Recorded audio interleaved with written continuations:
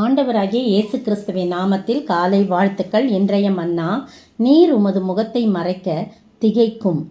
நீர் அவைகளின் சுவாசத்தை வாங்கிக் கொள்ள அவைகள் மாண்டு தங்கள் மண்ணுக்கு திரும்பும். சங்கீதம் 104 வசனம் 29. எவைகள் என்று சொல்லி பார்க்கும்போது முந்தின வசனம் சொல்லுது 26ஆம் வசனம்.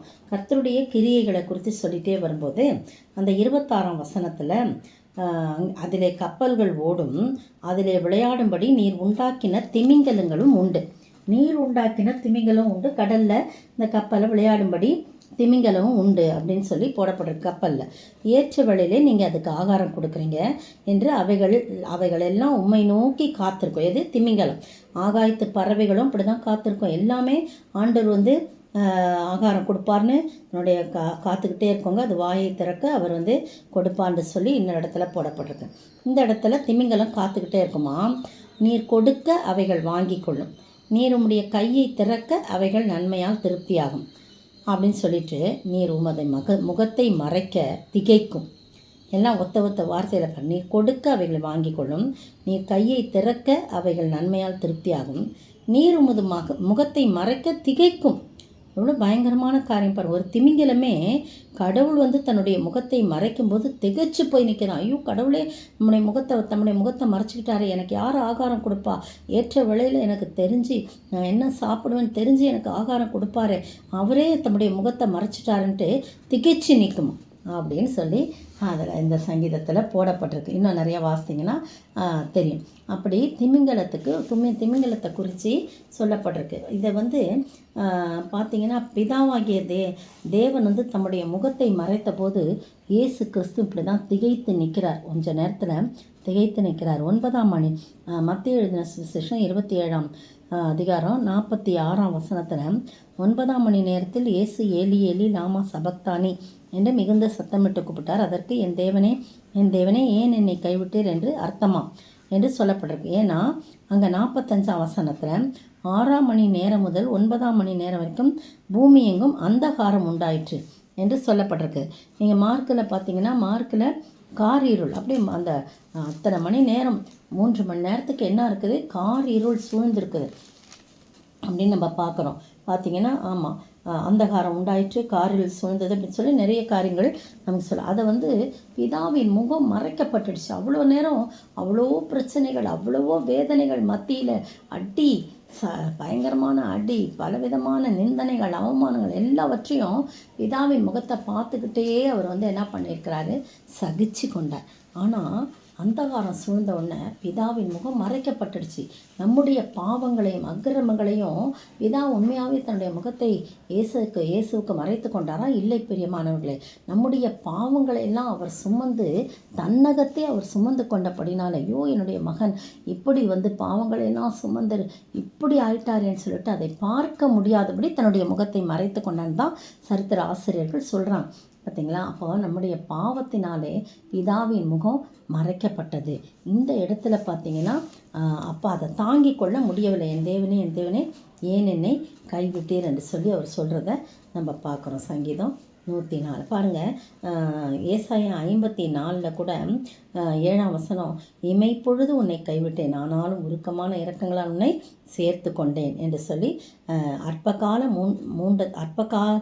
மூண்ட கோபத்தினால் என் முகத்தை இமைப்பொழுது உனக்கு மறைத்தேன், ஆனாலும் நித்திய கிருபையுடன் உனக்கு இறங்குவேன் என்று கர்த்தராகிய உன் மீட்பர் சொல்கிறான்னு 7-8 வசனங்களில் ஏசாயா 54 சொல்லப்படும். கொஞ்ச நேரம் தான் எனக்கு கோபம், அதனால் என் முகத்தை இமைப்பொழுது அப்படி கண்ணு இமைக்கிறேன், நான் கண்ணை மூடி திறக்குது இல்லையா, அந்த இமைப்பொழுது தான் உனக்கு மறைச்சேன், ஆனாலும் நித்திய கிருபையுடன் உனக்கு இறங்குவேன்னு சொல்கிறார். சரிங்களா? அந்த திமிங்கலம் கூட திகைச்சு நின்றுச்சு. ஆனாலும் கூட ஆண்டவர் முழுமையாக அதை முகத்தை மறைக்கலை. அது நீர் உம்முடைய ஆவியை அனுப்பும்போது அவைகள் சிருஷ்டிக்கப்படும், நீர் பூமியின் ரூபத்தையும் புதிதாக்குகிறேன் அப்படின்னு சொல்லி நிறைய காரியம். அவர் பூமியை நோக்கி பார்க்காத அதிரும், அவர் பர்வதங்களை தொட அவை புகையும், நான் உயிரோடு இருக்கும் மட்டும் என் கர்த்தரை பாடுவேன், நான் உள்ளளவும் என் தேவனை கீர்த்தனம் பண்ணுவேன்னு சொல்லிட்டு சங்கீதக்காரனாகிய தாவீது கர்த்தரை துதித்து பாடுறதை பார்க்குறோம். அப்போது திமிங்கலம் ஆண்டவர் முகம் மறைக்கப்படும் போது தேய்க்கிற மாதிரி நம்மளும் கூட அநேக வழியிலே ஆண்டவருடைய முகம் மறைக்கப்படுவது போல, நாம் கைவிடப்பட்டது போல நிலைமை இருக்கும்போது நாம் திகைச்சு போகிறோம்லவா. ஆண்டவர் சொல்ல, இமைப்பொழுது தான் உன்னை கைவிட்டேன், ஆனால் மிகுந்த நித்திய கிருபையுடன் உனக்கு இறங்கி இரக்க உருக்கங்களால் உன்னை நான் சேர்த்துக்கொள்வேன்னு சொல்கிறார். இப்படிப்பட்ட நல்ல ஆண்டவர் நம்மோடு கூட இருக்கும்போது நான் பயப்பட வேண்டியதில்லை. அப்படிப்பட்ட ஆண்டவரை நோக்கி பார்ப்போமா? ஜெபிப்போம். தேவனே, என்னை கைவிட்டீரோ என்று இயேசு கதறினாரே. பாவத்தால் பிதாவின் முகத்தையும் பார்க்கவும் முடியவில்லையோ, இயேசு பார்க்கவும் முடியவில்லையோ. மீட்பரீசு குரூசில் தொங்கினாரே, மூன்றாணி மீதில் காயமடைந்தே, மூன்றாணி மீதில் காயமடைந்தே. ஸ்தோத்திரிக்கிற ஆண்டவரே, பாவத்தினால் பிதாவின் முகம் மறைக்கப்பட்டது ஆண்டவரே. அப்பா தகப்பனே, எங்களுடைய பாவத்தினாலே கர்த்தாவே, எங்களுடைய பாவத்தை நீ சுமந்ததினாலே பிதாவின் முகம் மறைக்கப்பட்டது ஆண்டவரே. ஆனாலும் தகப்பனே ஸ்தோத்திரிக்கிறப்பா, நீர் உம்முடைய முகத்தை இமைப்பொழுது தான் மறைத்து கொண்டீர். ஆனாலும் நித்திய கிருபையுடன் இறங்கி உங்களுடைய முகத்தை அவங்களுக்கு காட்டினீங்க ஆண்டவரே. அதற்காக ஸ்தோத்திர ஆண்டவரே, துதிக்கிறோம், ஸ்தோத்திரிக்கிறோம். அதற்கு பிறகு பேசின காரியங்கள்லாம் நாங்கள் வாசிக்கிறோம் ஆண்டவரே வேதத்தில். தகப்பனே, உம்மை ஸ்தோத்திரிக்கிறோம். நீர் ஒருவரே பெரியவர்.